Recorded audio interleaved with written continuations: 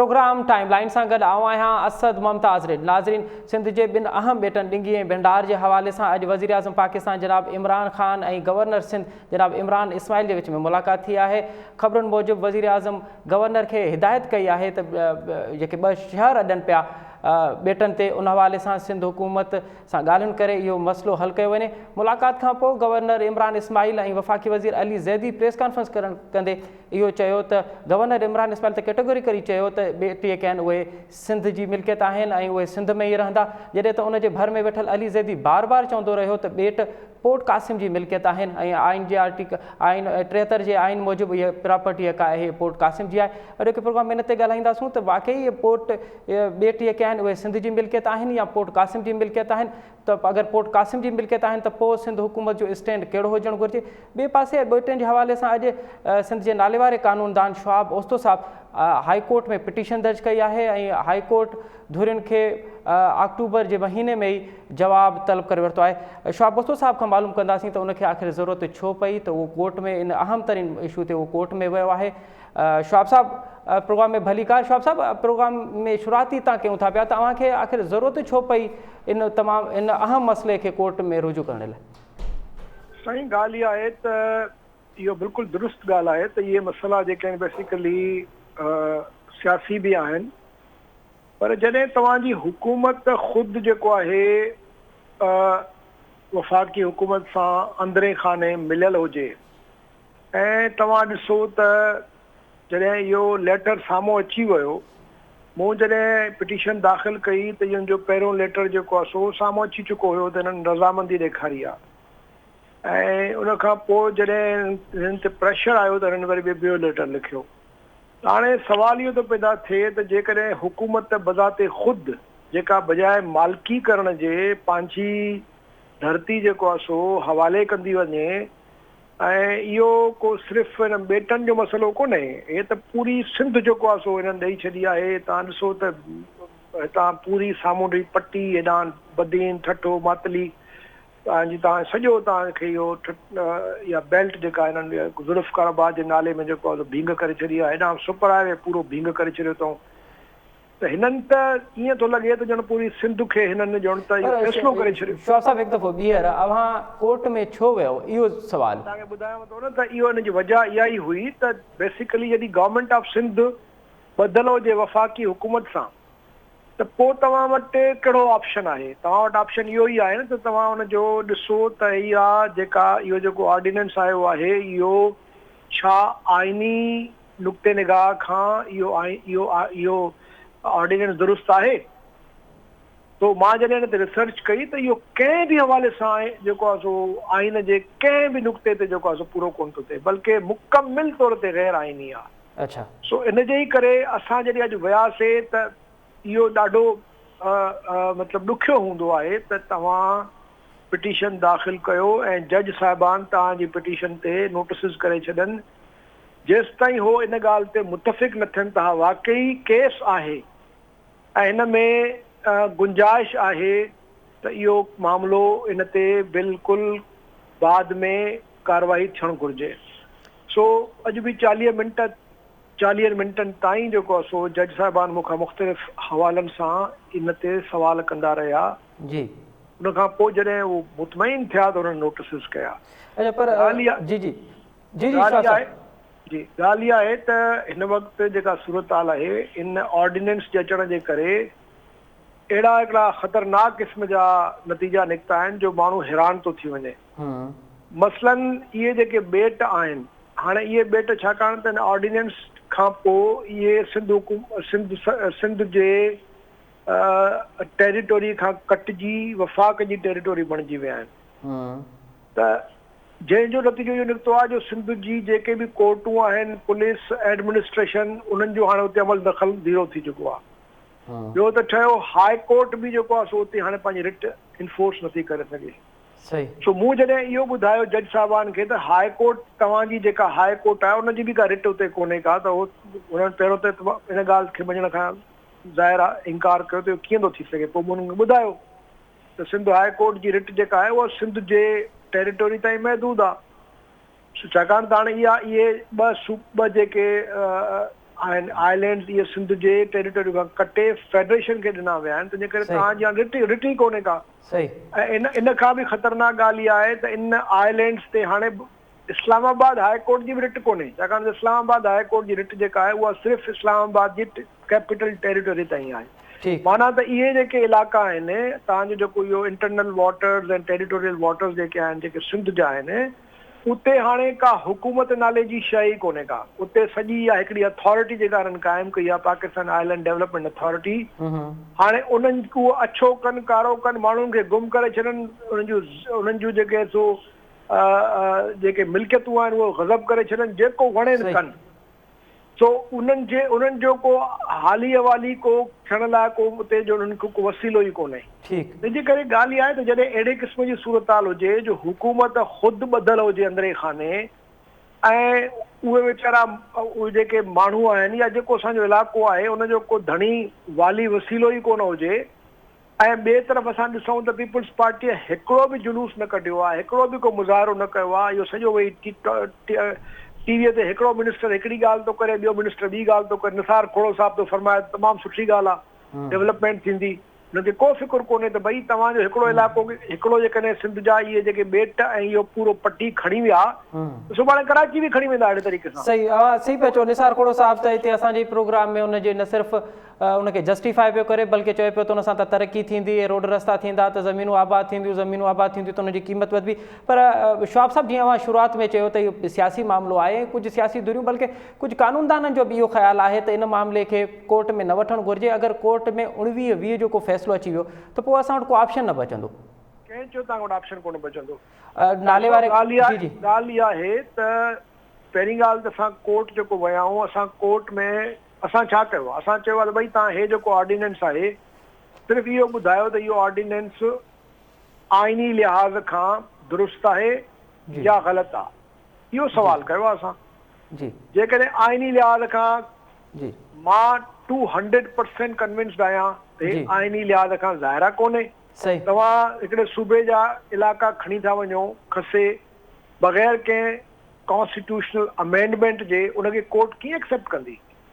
बल्कि जज साहब पाण ई मूंखे चयो त जीअं इहो तव्हां 239(4) जी ॻाल्हि था कयो। मां चयो हा, माने जी ॻाल्हि थो कयां, छाकाणि त तव्हां सूबे जी जॾहिं बॉर्डर खे ऑल्टर कंदव, तव्हां हुनजे लिमिटेशन्स खे चेंज कंदव त तव्हांखे आइन में तरमीम करणी आहे। ईअं जेकॾहिं सिर्फ़ु सदारती हुकुम सां जेकॾहिं तव्हां इलाइक़ा खसे हलिया वञो त पोइ त सॼो मुल्क, पोइ त फेडरेशन ई ख़तमु थी वेंदी।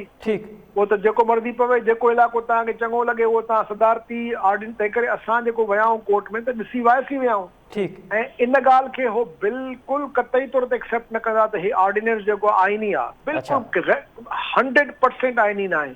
सिर्फ़ु हिकिड़ो सवाल ज़रूर आहे, इहो मामिलो हाई कोर्ट में हलणु घुरिजे, इहो मामिलो सुप्रीम कोर्ट में हलणु घुरिजे। मूं जेको अञा ताईं जेको हिन वक़्त ताईं मुंहिंजो जेको मौक़िफ़ आहे त भई सुप्रीम कोर्ट में जेकॾहिं वञनि त भली गवर्नमेंट ऑफ सिंध वञे ऐं जेको आहे फेडरेशन वञे। मुंहिंजो ज़ाती मामिलो आहे, छाकाणि त मुंहिंजो जेको आइनी हक़ आहे, मुंहिंजा जेके बुनियादी हक़ आहिनि उहे मजरूह थिया आहिनि। मां हाई कोर्ट में मुंहिंजो अचण जो जेको आहे सो जवाज़ मौजूदु आहे। उहा ॻाल्हि अञा ताईं हाई कोर्ट मञी आहे। बाक़ी कुझु दोस्तनि जो जेको ख़्यालु आहे त शायदि जेकॾहिं कोर्ट असांजे ख़िलाफ़ त कोर्ट फ़ैसिलो ॾेई कोन थी सघे। कोर्ट खे इहो फ़ैसिलो करिणो आहे त हे जेको ऑर्डिनेंस आहे इहो आइनी आहे या गैर आइनी आहे, या हे केस हिते हली सघे थो या सुप्रीम कोर्ट में हलंदो। हाणे जेकॾहिं कोर्ट चवे शवाब साहब, पर को माज़ी में तजुर्बो रहियो आहे, उन में ख़दशा ई पैदा थियनि था पिया न। मिसाल 18वीं तरमीम जे बावजूदि जेके कराची जूं 3 अस्पतालूं हुयूं उहे प्रोविंशियल सब्जेक्ट आहे, हेल्थ प्रोविंशियल सब्जेक्ट आहे, उनजे बावजूदि कोर्ट जे फ़ैसिले तहत उहे हली वियूं आहिनि। उनखां पोइ असां ॾिठोसीं त कालाबाग डैम जे हवाले सां बि पंजाब हाई कोर्ट उनजी अदावत जो बि हुकुम ॾिनो आहे। उन ते असांजा ख़दशा मौजूदु आहिनि। असां कंहिं सिंध जो को बि फ़र्द जेको आहे उहो कालाबाग डैम खे क़बूल न कंदो, पर कोर्ट जो हुकुम आहे। इहे ई ख़दशा आहिनि त अगरि इन तरह जो को फ़ैसिलो अची वञे त पोइ छा थींदो? ॻाल्हि इहा आहे त इहो कमु मुंहिंजो त कोन्हे। कोर्ट मूंखे भला छा, मुंहिंजी त तव्हांजो छा अंदाज़ो, तव्हांजो छा ख़्यालु आहे त मां जेको इहो एॾी वॾी रिस्क खई आहे त इन जो मूंखे छा मिलंदो? मूंखे त कुझु कोन मिलंदो। मां त एॾी ताक़तवर जेके हिते बिल्डर अलाए केरु केरु जे पुठियां वेठा आहिनि इदारा, मां त रिस्क खई आहे। पर छो खई आहे? मां इन करे खई आहे जो मां ॾिसां थो त हुकूमत, सिंध जी हुकूमत ॿधल आहे। सिंध जी हुकूमत त भला छा कयो आहे, सिर्फ़ु हिकिड़ो लेटर लिखियो आहे न, लेटर लिखण सां ऑर्डिनेंस तब्दील थी वेंदो छा? ठीक ठीक, पर शवाब साहब अवां केतिरा पुरुमीद आहियो त इहो को न सिर्फ़ु कोर्ट असांजे हक़ में फ़ैसिलो ॾींदी बल्कि कोई ऑर्डिनेंस आहे इहो बि इलीगल आहे, कोर्ट जेको आहे उन ते उन जे ख़िलाफ़ फ़ैसिलो बि ॾींदो? इन में त को शक कोन्हे त इहो ऑर्डिनेंस 500% इलीगल आहे। ठीक है, समझो था? ठीक है, पर शवाब साहब हाणे मां अवां खां कुझु शयूं सम्झणु चाहींदुसि, असांजा नाज़रीन बि सम्झणु चाहींदा। अॼु जेका अली ज़ैदी प्रेस कॉन्फ्रेंस कई आहे गवर्नर इमरान इस्माइल सां, हुन में उहो बार बार चवंदो रहियो आहे त इहा का प्रॉपर्टी आहे, इहे के ॿिए टन, इहे ॿई पोर्ट कासिम जी मिल्कियत आहिनि। ऐं हुन इहो त चयो त जेका ख़ाली ज़मीन आहे, जेका ख़ाली ज़मीन हूंदी 12 नॉटिकल माइल्स ते, उन ते सूबे जी उहा प्रॉपर्टी तस्लीम कई हूंदी, बाक़ी जेका ख़ाली न हूंदी कंहिं पोर्ट जी हूंदी उन ते त सूबे जो को बि अख़्तियार कोन्हे। इहो थोरो ॿुधाइजो त इहे ॿेट आहिनि, इहा प्योर 12 नॉटिकल माइल्स ते सूबे जी मिल्कियत आहिनि या उन सां वफ़ाक़ जी बि का शराकतदारी हूंदी? तव्हां अली ज़ैदीअ खां पुछो, जेकॾहिं इहा प्रॉपर्टी पोर्ट कासिम जी हुई ऐं इहे ॿेट अॻु में ई हिननि जी मिल्कियत हुई, इहो थो चवे न उहो। जी जी, त पोइ चयोसि तव्हां ऑर्डिनेंस छो आंदो? ठीकु, पोइ ऑर्डिनेंस आणण जी तव्हांखे ज़रूरत छो पई? ठीकु, पोइ तव्हां छो इहो चयो त हाणे इहा मिल्कियत, हुननि त न चयो इहा मिल्कियत जेको आहे पोर्ट कासिम जी आहे, हुननि त चयो इहा मिल्कियत गवर्नमेंट ऑफ पाकिस्तान, इहा त फेडरेशन जी आहे। हाणे सही, जॾहिं तव्हां हिकिड़ी प्रॉपर्टी अॻु में ई पाण वटि रखो पिया, तव्हां वटि उहो ई राइट हुयो, जेकॾहिं शुरू में ओनरशिप तव्हां वटि हुई, टाइटल तव्हां वटि हुयो, त ऑर्डिनेंस छो आंदो तव्हां? शवाब साहब हिकिड़ी ॻाल्हि, नंबर 1। शवाब साहब जी जी, मां जवाब तव्हांखे जी जी जी प्लीज़ प्लीज़। नंबर 2, हे था चवनि त इहो तव्हां जेको चयो त जेके जिते ख़ाली ज़मीन हूंदी, जी, पहिरीं ॻाल्हि त समुंड में ख़ाली ज़मीन हूंदी आहे छा? ॻाल्हि आहे त आर्टिकल 172 172(2) उहो क्लियर आहे। ॿार प्राइमरी जो ॿार बि तव्हां उहो जेकॾहिं आइन जो उहो आर्टिकल पढ़ाईंदो न, तव्हांखे उहो ॿुधाईंदो त मतिलबु छा आहे। उहो थो चवे त बाबा जेको टेरिटोरियल वाटर आहे पाकिस्तान जो, सम्झो जी जी, उहो शुरू थींदो 12 नॉट्स खां, 12 नॉटिकल माइल्स खां बाद में।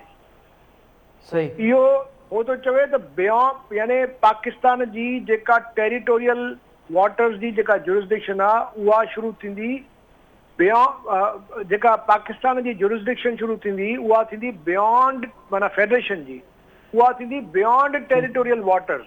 ठीकु, टेरिटोरियल वाटर्स जी डेफिनेशन जेका आहे उहा आहे territorial waters and maritime act 1976, जंहिंजो सेक्शन नंबर 2 थो चवे त टेरिटोरियल वाटर्स जो मतिलबु इहो आहे त 12 नॉटिकल माइल्स। हाणे 12 नॉटिकल माइल्स ताईं माना सिंध जी जेका सो इहा प्रॉपर्टी आहे, छो त बियॉन्ड जो लफ़्ज़ इस्तेमालु थियो आहे 172 आर्टिकल 172(2) में।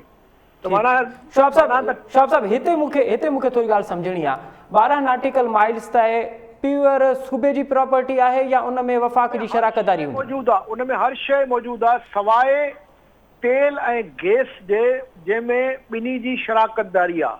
अच्छा, बाक़ी जेको इन खां तेल ऐं गैस खां अलावा उन में 50-50% जेको आहे प्रोविंस जो ऐं उनजो आहे फेडरेशन जो।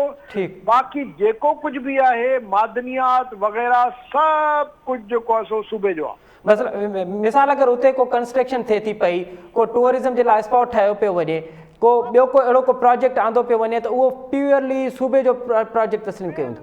12 नॉटिकल माइल्स ताईं, यानी 12 मीलनि ताईं समुंड में जेको कुझु बि आहे सवाइ तेल जे ऐं सवाइ गैस जे, ऐं तेल ऐं गैस में बि सिंध जो 50% शेयर आहे फेडरेशन सां। तो इन में त इहो त अखियूं ॿूटे तव्हां आइन पढ़ो, हाणे तव्हां कढो। जेकॾहिं अली ज़ैदी जेकॾहिं चवे थो त इहो पोर्ट कासिम जो आहे, त भई पुछो त किथे लिखियल आहे 73 जे कॉन्स्टिट्यूशन में? ॿुधाए त सही। ठीकु, जेकॾहिं को गुमराह, पीपुल्स पार्टी बि गुमराह थी करे, हू बि गुमराह था कनि, छाकाणि त अंदरे खाने ॿई मिलियल आहिनि।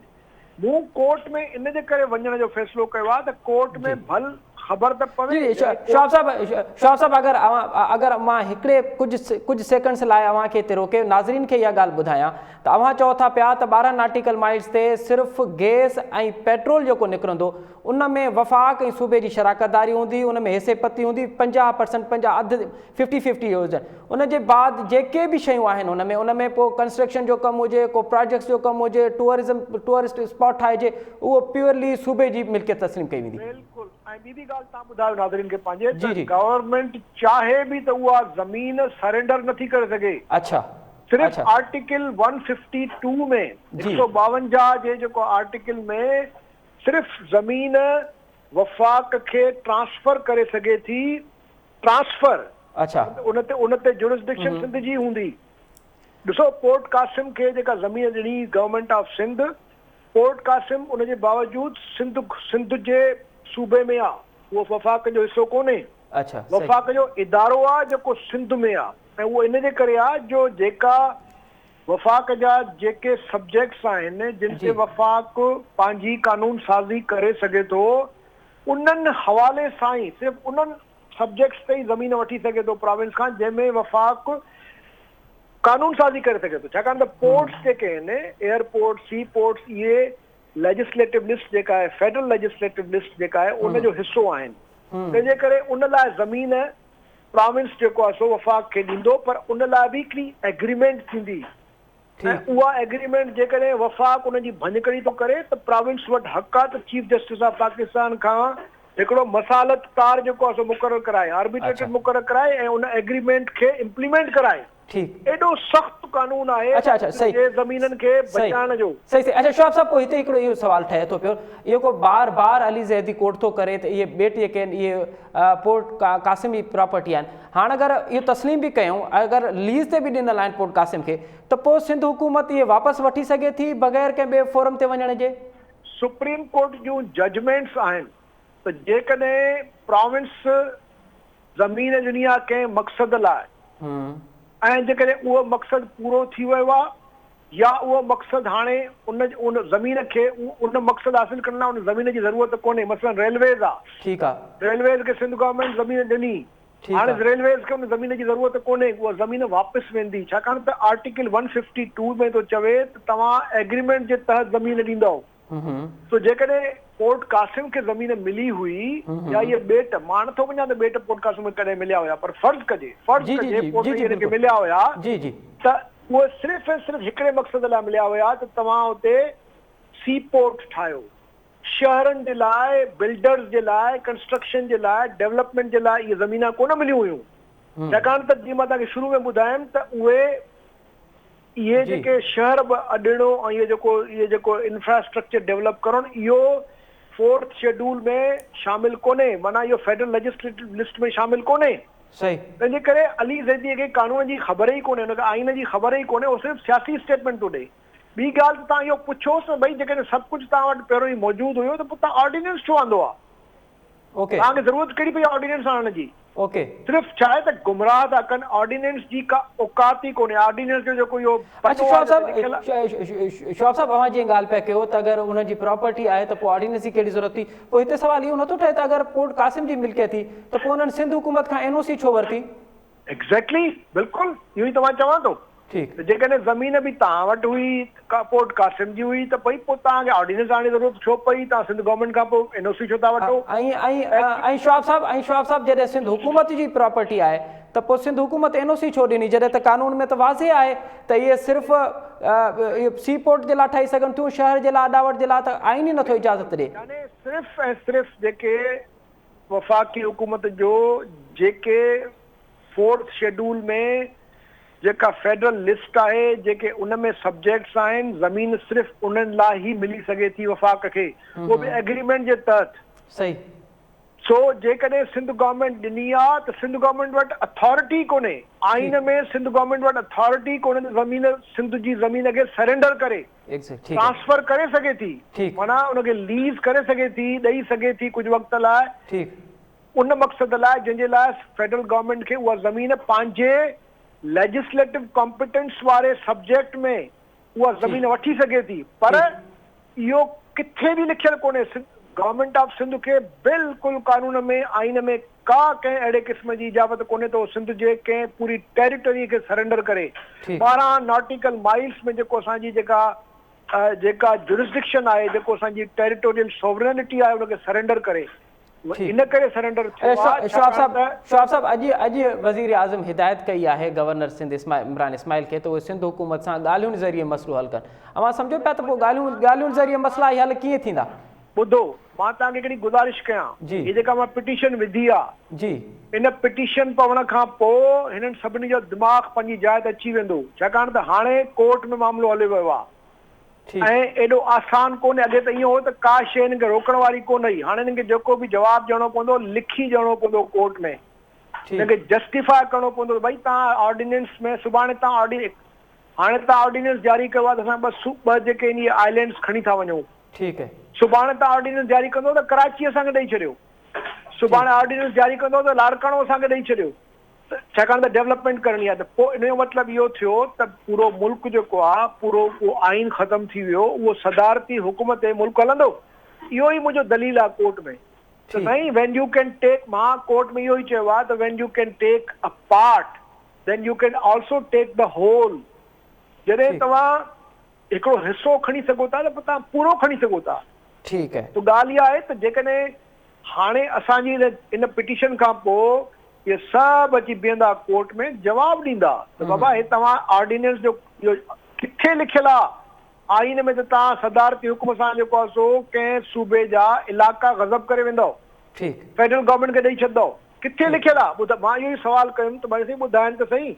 18 सवाल मां जेको आहे सो ॾिना आहिनि हाई कोर्ट खे ठाहे त साईं हिन ऑर्डिनेंस जेको आहे सो 18 सवाल पैदा कया आहिनि, छाकाणि त जीअं मां तव्हांखे गुज़ारिश कई का हाई कोर्ट कोन्हे इन्हनि इलाइक़नि में, हाणे माण्हुनि जा डोमिसाइल चेंज थी विया आहिनि, माण्हुनि जी ओवरनाइट जेको आहे सो इकोनॉमिक राइट्स गज़ब थी विया आहिनि। हिते जेको आहे सो 23,000 जेको आहे सो एकड़ मैनग्रूव आहे उहो ख़तम थी वेंदो, जंहिंसां पूरो क्लाइमेट बर्बाद थी वेंदी। कंटिन्यूइंग रिक्लेमेशन कंदा है, माना जज़ीरा जेको वधाईंदा हिननि खे रोड हिन में जेको आहे क़ाइमु कंदा, खुशकी मिलाईंदा वेंदा, आर्टिफिशियल इहे जज़ीरा वधाईंदा वेंदा।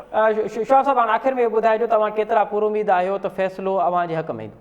ॾिसो ॻाल्हि ॿुधो, कोर्ट में असां जेको विया आहियूं, असां न त को जुआ खेॾी आहे न असां को सटो खेॾियो आहे, असां आइन खे पढ़ी जेको आइन में लिखियलु आहे असां कोर्ट खे इहो ई ॿुधायो आहे त बाबा आइन हे थो चवे ऐं हिननि हे कयो आहे, हाणे तव्हां ॿुधायो त इहो दुरुस्त आहे या ग़लति आहे।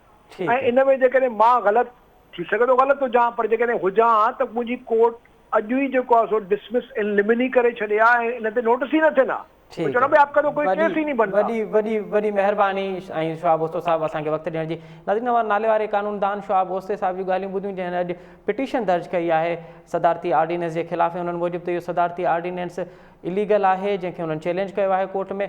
उन्हनि जो इहो पिणु चवणु हो त जेका 12 नॉटिकल माइल्स आहे उनमें जेको बि प्रॉपर्टी हूंदी उहा प्योरली सिंध हुकूमत जी प्रॉपर्टी हूंदी, सवाइ गैस ऐं पेट्रोल जी। अगरि गैस ऐं पेट्रोल निकिरे थो पियो त पोइ उन में वफ़ाक़ ऐं सूबे जी शराकतदारी हूंदी। अली ज़ैदी जेको इहो पियो चवे त इहा हिकु प्रॉपर्टी हूंदी, पोर्ट जी प्रॉपर्टी हूंदी, इहो उहो बिल्कुलु ग़लति पियो चवे। ऐं सिंध हुकूमत खे इहो पिणु अख़्तियार आहे त अगरि पोर्ट खे उहा ज़मीन लीज़ ते ॾिनल आहे त उहा वापसि वठी सघे थी। ऐं वफ़ाक़ी हुकूमत इन 12 नॉटिकल माइल्स ते न सिर्फ़ु वफ़ाक़ी हुकूमत, सिंध हुकूमत बि कंहिं क़िस्म जी का कंस्ट्रक्शन न पई करे सघे, कंहिं क़िस्म जी का हाउसिंग प्रोजेक्ट नथा ठाहे सघनि। आइन में इन जी वाज़े तौरु जेका आहे उहा तशरीह थियल आहे। हिते वठूं था नंढी साई, ऐं साई खां पोइ वरी प्रोग्राम में ॿीहर हाज़िर थींदासीं। नाज़रीन, प्रोग्राम हिकु दफ़ो ॿीहर मूंखे भले कार वक़फ़े खां अॻु में असां ॻाल्हाए रहियासीं नाले वारे कानूनदान शवाब ओस्तो साहब सां, जिन पिटीशन दर्ज कई आहे सदारती ऑर्डिनेंस जे ख़िलाफ़। ऐं उहे पुरुमीद हुया त जेको सदारती ऑर्डिनेंस आहे उहो न सिर्फ़ु इलीगल आहे बल्कि असांखे कोर्ट मां बि उन हवाले सां फ़तह नसीब थींदी।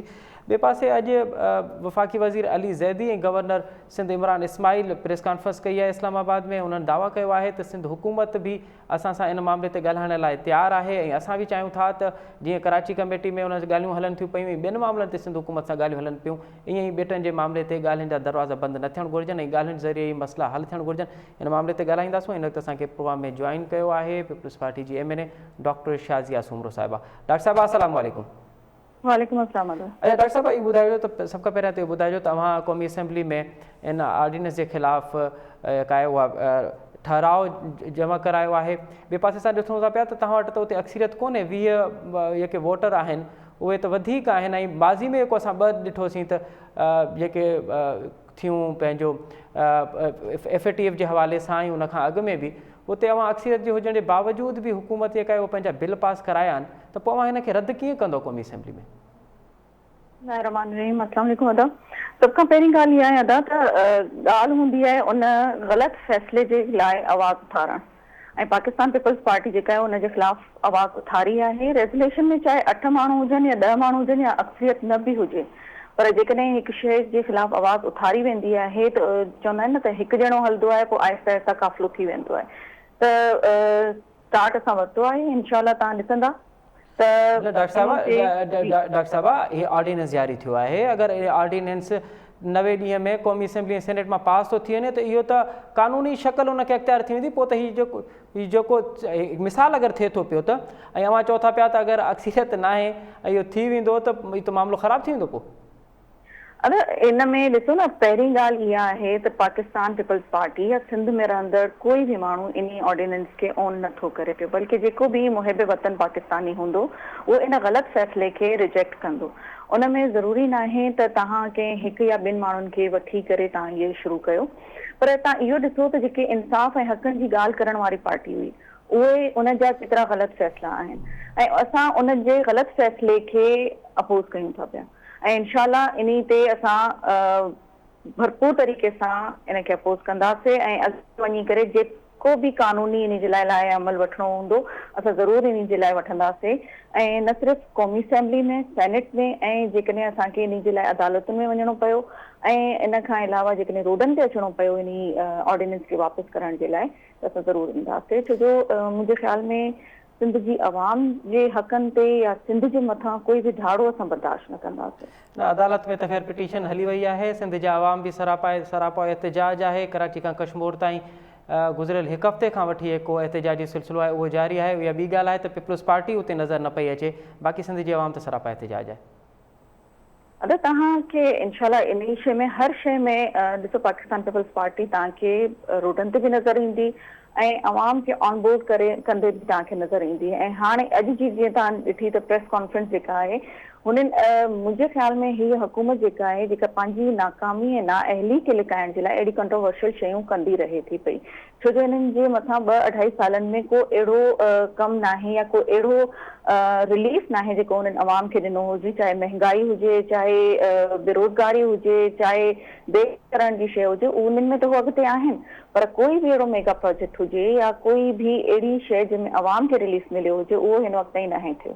त उन लिहाज़ सां अवाम जी अटेंशन खे डाइवर्ट करण जे लाइ हीअ हुकूमत इन तरह जा ग़लति तरीक़े जा कम कंदी रहंदी आहे। माज़ी में तव्हां ॾिठो हूंदो PMDC जे लाइ बि हिननि ऑर्डिनेंस आंदो जेको सुप्रीम कोर्ट जी तरफ़ खां रिजेक्ट थियो हुयो ऐं उन्हनि इन खे वापसि वठण जे लाइ चयो हुयो। त इन हुकूमत जी नाअहली इहा आहे त डॉक्टर साहिबा हिकु दफ़ो ॿीहर इहो ई सुवालु आहे, अवां हुकूमती कारकर्दगी ते भले ॻाल्हायो, पर हिकु दफ़ो ॿीहर इहो सुवालु आहे, अवांजी हिकमत अमली कहिड़ी हूंदी जंहिं त तव्हां इहो क़ौमी असेंबली ऐं सेनेट में रद्द कराईंदो? कहिड़ी हिकमत अमली अथव? असां FATF ते ॾिठोसीं, ऐं अक्सरियत जे बावजूदि अवांजा मेंबर्स न आया। न इन में ॾिसो न, इलाही शयूं आहिनि जेके इन ते अञा असां जेके सभ खां पहिरीं ॻाल्हि इहा आहे त जेके सिंध सां वास्तो रखंदड़ MP ऐं MNA जेके हुकूमत जी बेंचुनि ते वेठा आहिनि उन्हनि खे बि इन शइ ते साम्हूं अचणु घुरिजे, उन्हनि खे बि आवाज़ उथारणु घुरिजे, छो जो इहे सिर्फ़ु पाकिस्तान पीपल्स पार्टी या सिंध गवर्नमेंट जी ॻाल्हि न आहे, पूरे सिंध जी आवाम जी ॻाल्हि आहे। त हिन वक़्तु उन्हनि जे बि गॾु हुजण जी ज़रूरत आहे, जिन में PTI जा MPs बि आहिनि, GDA जा MPs बि आहिनि, MQM जा बि आहिनि। त इन शइ में सभिनीनि खे ऑन बोर्ड हुजणु घुरिजे। इन खां अलावा सिंध जी आवाम तव्हांजी चयो त रोडनि ते आहे, पटिशन बि दाख़िल थी चुकी आहे, पर जॾहिं हिकु शइ जे लाइ सभु गॾु मिली करे आवाज़ उथारींदा। अवां जेका ॻाल्हि कयो था पिया त ॿियनि पार्टियुनि जा जेके मेंबर्स आहिनि उन्हनि खे बि इन हवाले सां पंहिंजो वाज़े मौक़िफ़ अख़्तियार करणु घुरिजे ऐं सिंध जे पासे बीहणु घुरिजे। त हिन वक़्तु ताईं अवां राब्तो कयो आहे नून लीग जा जेके MNAs आहिनि या इवन MQM जा जेके MNA आहिनि, उहे PTI जा MNA आहिनि, उन्हनि सां को राब्तो थियो आहे इन मामले ते? त छाकाणि त हीअ सिंध जी बका जो सुवालु आहे ऐं सिंध जे वसीतर मुफ़ाद में इन्हनि खे बि गॾु हुजणु घुरिजे, अवां हिन ते इनिशिएटिव वरितो आहे? जी जी, इन्हनि ते ॻाल्हियूं हलनि पियूं, इनशाला तव्हां जल्द रिज़ल्ट ॾिसी वठंदा इन्हनि जो बि। अच्छा डॉक्टर साहब हिकिड़ी ॻाल्हि आहे जेका हिन वक़्तु ताईं सिंध जे माण्हुनि खे ख़दशा आहिनि त इहा प्रॉपर्टी त सिंध हुकूमत जी आहे, सिंध हुकूमत कस्टडियन आहे, प्रॉपर्टी त सिंध जी आहे, सिंध जी आवाम जी आहे। अवां NOC छो ॾिनी वफ़ाक़ी हुकूमत खे त अवां अची हुते कंस्ट्रक्शन करायो? तव्हांखे त आइन में त उनजी ज़रूरत ई बि कोन्हे। ॾिसो था अॼु जी जेका प्रेस कॉन्फ्रेंस हुई जिनमें गवर्नर सिंध ऐं अली ज़ैदी साहब वेठा हुया ऐं उन्हनि जी ॾिसो तव्हां पाण हिकु पेज ते कोन्हनि त सिंध गवर्नमेंट हुजे या पाकिस्तान पीपल्स पार्टी हुजे हुनखे तनक़ीद जो निशानो ठाहिण जे लाइ कोई बि मुंहिंजे ख़्याल में कोई बि चांस वञणु कोन ॾींदा, चाहे ट्रेजरी बेंचिस वारा हुजनि या कोई बि हुजे। पर इन में तव्हां इहो ॾिसी सघो था त उन्हनि जेकॾहिं सिंध गवर्नमेंट NOC ॾिनी हुई त सिंध गवर्नमेंट सिर्फ़ु उन्हनि मेगा प्रोजेक्ट्स जे लाइ NOC ॾिनी हुई जिन जे लाइ ॻाल्हि थी हुई, जंहिंमें कराची कमेटी ठही हुई ऐं मेगा प्रोजेक्ट जेके ऑन गोइंग मेगा प्रोजेक्ट्स हुया उन्हनि खे कंप्लीट करण जे लाइ NOC ॾिनी हुई। पर उन में कंहिं बि जाइ ते इहो न हुयो त असां तव्हांखे जेके असांजा आइलैंड्स आहिनि उहे असां तव्हांखे हैंड ओवर कयूं था पिया। कंहिं बि जाइ ते इहा शइ न चई वई आहे।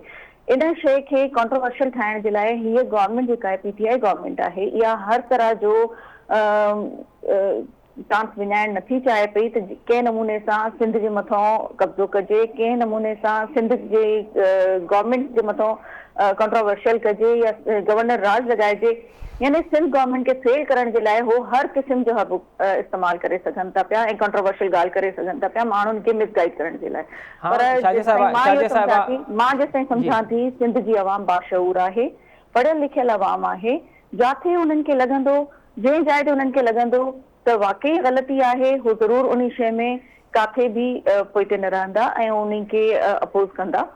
इन लिहाज़ सां सिंध जी आवाम त गुज़िरियल हिकु हफ़्ते खां वठी इहे सवाल पई करे त अगरि सदारती ऑर्डिनेंस जारी थियो त सिंध हुकूमत ख़ामोश छो हुई, सिंध हुकूमत बेख़बर छो हुई, सिंध हुकूमत NOC छो ॾिनी? इहे सवाल त हिन वक़्त ताईं अञा सिंध जे आवाम खे पीपल्स पार्टी न ॾेई सघी आहे। मुंहिंजो भाउ ॾिसो सिंध गवर्नमेंट अगरि NOC ॾिनी हुई त मां अॻु में बि तव्हांखे इहा ॻाल्हि ॿुधाई आहे त उहा कहिड़े प्रोजेक्ट जे लाइ ॾिनी वई हुई ऐं उनखे उन NOC खे मिसयूज़ करणु या कंहिं बि शइ खे मिसयूज़ करणु या सिंध गवर्नमेंट खे या पाकिस्तान पीपल्स पार्टी जी गवर्नमेंट खे मिसगाइड या आवाम खे मिसगाइड करण जे लाइ NOC ॾियण जी ज़रूरत ई कोन्हे। NOC ॾियणु जेको आहे उहो ख़ुदि हिकिड़ो वॾो सवाल ई आहे। जेकॾहिं असां गॾु वेहूं था कराची जे लाइ सभिनी जॾहिं ॻाल्हि कई हुई त कराची जे लाइ कुझु थियणु घुरिजे, सभिनी खे ऑन बोर्ड थियणु घुरिजे, गॾु वेही कराची जे लाइ थियणु घुरिजे न डॉक्टर साहिबा, कराची जे लाइ थियणु घुरिजे, कराची जा मामला हल थियणु घुरिजे। कराची जो बुनियादी स्ट्रक्चर खे बहितर बनाइण जी ज़रूरत आहे। साहिली पट्टी जेका आहे उहा बि कराची में ई घणो करे अचे थी पई ऐं आइलैंड्स बि जेके आहिनि उहे कराची जे सां ई रिलेटेड आहिनि। पर हिन NOC खे मिसयूज़ करणु इन फेडरल गवर्नमेंट हिकिड़ो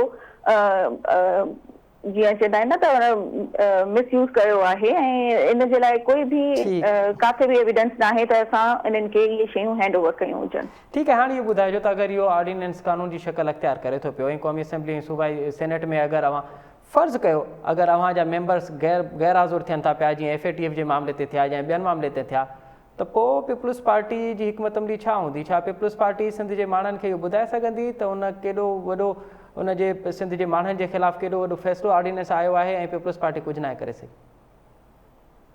ॾिसो था इन शइ में पहिरियां बि जेके रहिया आहिनि हुननि में बि तव्हांखे ख़बर आहे त केतिरो प्रेशर अपोज़िशन जे मथां विधो वियो हुयो। पर हीअ हिकिड़ी शइ जेका आहे इहा सिंध जे अवाम जे हक़ आहे ऐं सिंध जो हक़ आहे त उन में मुंहिंजे ख़्याल में कोई बि सिंध सां सिंध में रहंदड़, सिंध जो खाईंदड़ पीअंदड़ जेको बि हूंदो उहो कॾहिं बि सिंध जो सौदो न कंदो। सिंध जी ॻाल्हि जे लाइ सभई अॻिते ईंदा ऐं तव्हां ॾिसंदा त इन में असां हिकु साम्हूं अची करे फ्रंट फुट ते अची करे इन जे लाइ विढ़ंदासीं ऐं इन शइ खे इंशाल्लाह वापसि कराईंदासीं। शहज़ाद साहिबा, हिन वक़्तु सॼी सिंध सरापा एहतजाज आहे। अवां इस्लामाबाद में वेठा आहियो, अवां यकीनन इन खां बाख़बर हूंदो त कश्मीर खां कराची ताईं हर रोज़ एहतजाज थियनि पिया। प्रेस क्लबनि जे साम्हूं सिंध जा माण्हू सरापा एहतजाज आहिनि। उहे पंहिंजे बेटनि जे हवाले सां, कराची जी वहदत जे हवाले सां, सिंध जी वहदत जे हवाले सां, कराची जे हवाले सां उहे ॾाढा हसास आहिनि ऐं उहे पंहिंजो एहतजाज रिकॉर्ड कराइनि पिया। आख़िर छो पीपल्स पार्टी अञा ताईं उनजो मौक़िफ़ जेको आहे उहो क्लियर न आहे? पीपल्स पार्टी जेका आहे उहा हिन वक़्तु ताईं सिंध जे माण्हुनि खे जवाबु न ॾेई सघी त हीउ छा पियो थिए? दादा मुंहिंजे ख्याल में Sindh government in ji life stand वरितो आहे ऐं तव्हां ॾिठो हूंदो त सही था चओ, सिंध हुकूमत जेके आहिनि उहे बिल्कुलु स्टेटमेंट ॾियनि था पिया ऐं जंहिं हद ताईं सिंध जी आवाम खे रिलीफ ॾियण जी ॻाल्हि हूंदी या उन्हनि खे सेटिस्फाइड करण जी ॻाल्हि हूंदी, बिल्कुलु असां इनिशिएटिव सही पिया चओ। सिंध हुकूमत जो स्टैंड असां ॾिठोसीं, सिंध हुकूमत जो असां स्टैंड ॾिठोसीं त निसार खोड़ो साहिबु असांजे प्रोग्राम में चए पियो त जॾहिं रोड रस्ता थींदा त तरक़ी थींदी ऐं तरक़ी जेका आहे तरक़ी थियण सां उतां जी ज़मीनुनि जी रेट वधंदा, उतां जे माण्हुनि जी तरक़ी थींदी। नासिर शाह साहिबु चए पियो त असांखे एतिराज़ु न हूंदो, अगरि मक़ामी माण्हुनि खे उन प्रोजेक्ट्स ते एतिराज़ु न हूंदो त असांखे कंहिं क़िस्म जो एतिराज़ु न हूंदो। सिंध हुकूमत इन तरह जो स्टैंड वरितो आहे हिन वक़्तु। दादा ॾिसो, इन में ॿ शयूं अचनि थियूं पियूं। हिकु त सिंध जी डेवलपमेंट जी ॻाल्हि आहे ऐं ॿी तरफ़ तव्हां हिन ऑर्डिनेंस खे आणियो था पिया। शाजिया साहिबा जेके माहौलियात जा माहिर आहिनि उहे था चवनि त इन्हनि ॿेटुनि ते कंहिं बि क़िस्म जी डेवलपमेंट न थियणु घुरिजे। उन ते कंहिं बि क़िस्म जी डेवलपमेंट न सिर्फ़ु इन्हनि ॿेटनि लाइ ख़तरनाक आहे, मुहाणनि लाइ ख़तरनाक आहे, उते सदियुनि खां आबाद जेके मुहाणा आहिनि उन लाइ ख़तरनाक आहे, बल्कि माहौलियात लाइ तमामु घणो ख़तरनाक आहे, समुंड लाइ तमामु घणो ख़तरनाक आहे। उते त डेवलपमेंट जो सवाल ई पैदा नथो थिए। माहौलियात जा माहिर त इहो था चवनि। न दादा, तव्हां इन ॾिसो, जीअं इन फेडरल गवर्नमेंट इन शइ खे एनओसी खे मिसयूज़ कयो आहे, तव्हां बि इन तरह सां उन्हनि खे मिसअंडरस्टैंड कयो था पिया। मुंहिंजे चवण जो मतिलबु इहो आहे त जंहिं तरह सां हिकु ॻाल्हि हुई त सिंध जी डेवलपमेंट जी ॻाल्हि थियणु घुरिजे ऐं ॿी तरफ़ जेको आहे इन ॿेटनि जी ॻाल्हि हुई, त ॾिसो हाणे इन्हनि ॿिनि शयुनि खे तव्हां गॾु नथा मिलाए सघो। सिंध जी डेवलपमेंट में जेकॾहिं खोड़ो साहिबु ॻाल्हि कई आहे त उहो रोड रस्ता ठाहिण पूरे सिंध जी ॻाल्हि कई हूंदी ऐं जेकॾहिं नासिर शाह साहिबु डेवलपमेंट जी ॻाल्हि कई आहे त हुननि पूरे सिंध जी ॻाल्हि कई हूंदी, हुननि स्पेसिफाई करे ॿेटनि जी ॻाल्हि कोन कई हूंदी।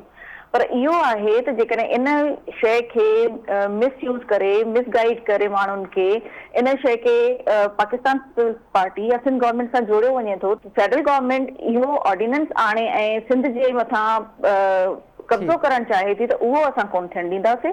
ठीक है, हाँ ठीक है। बाकी अगर कंस्ट्रक्शन के पई तो पीपल्स पार्टी के एतराज सिंध जी आवाम के ऑन बोर्ड वठो।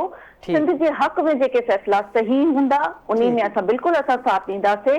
सिंध जी आवाम साथ ॾींदी त असां बि साथ ॾींदासीं, पर जंहिं जाइ ते सिंध जी आवाम राज़ी न हूंदी, जिथे असांखे लॻंदो त सिंध जे सिंधियुनि जो ऐं सिंध जे रवासियुनि जो ऐं सिंध जो सौदो थिए थो, उते बिल्कुलु बि असां वॾी महिरबानी डॉक्टर शाजिया सुमरो साहिबा असांखे वक़्तु ॾियण जी। नाज़रीन, सां गॾोगॾु प्रोग्राम जो वक़्तु पंहिंजी पुॼाणी ते पहुतो। मूंखे ॾींदा इजाज़त। अल्लाह वाहे।